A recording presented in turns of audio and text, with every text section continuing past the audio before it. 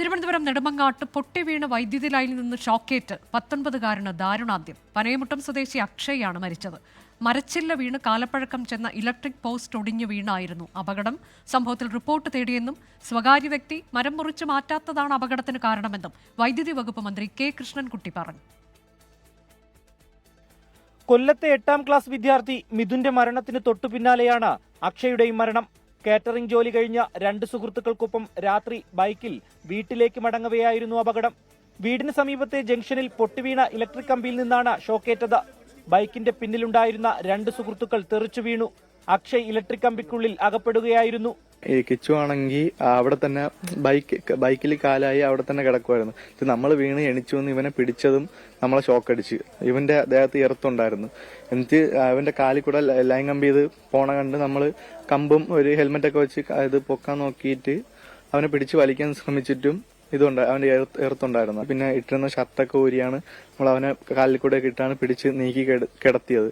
സമീപത്തെ പറമ്പിലുള്ള റബ്ബറിന്റെ കൊമ്പൊടിഞ്ഞ വൈദ്യുതി ലൈനിന്റെ മുകളിലേക്ക് വീണാണ് അപകടം. വൈദ്യുതി കമ്പി പൊട്ടിയതിനു പിന്നാലെ പോസ്റ്റും ഒടിഞ്ഞു വീണു.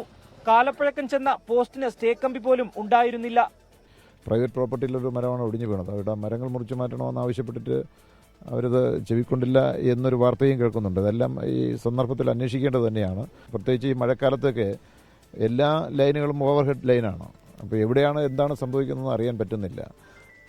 അക്കാര്യത്തിൽ ഇലക്ട്രിസിറ്റി ബോർഡിൻ്റെ ഭാഗത്തുനിന്ന് എന്തെങ്കിലും അനാസ്ഥ വന്നിട്ടുണ്ടെങ്കിൽ അതുൾപ്പെടെ അന്വേഷിച്ച് നമുക്ക് കണ്ടെത്തേണ്ടതാണ്.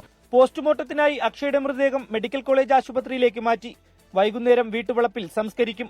പറമ്പിന്റെ ഉടമ മരം മുറിക്കുവാൻ അനുവദിക്കാത്തതാണ് അപകടത്തിനിടയാക്കിയതെന്നാണ് വൈദ്യുത മന്ത്രി കെ കൃഷ്ണൻകുട്ടി പറഞ്ഞത്. നേരത്തെ തന്നെ ആ മരത്തിന്റെ ഉടമസ്ഥനെ അറിയിച്ചു. അയാൾ സമ്മതിക്കാത്തതാണ്.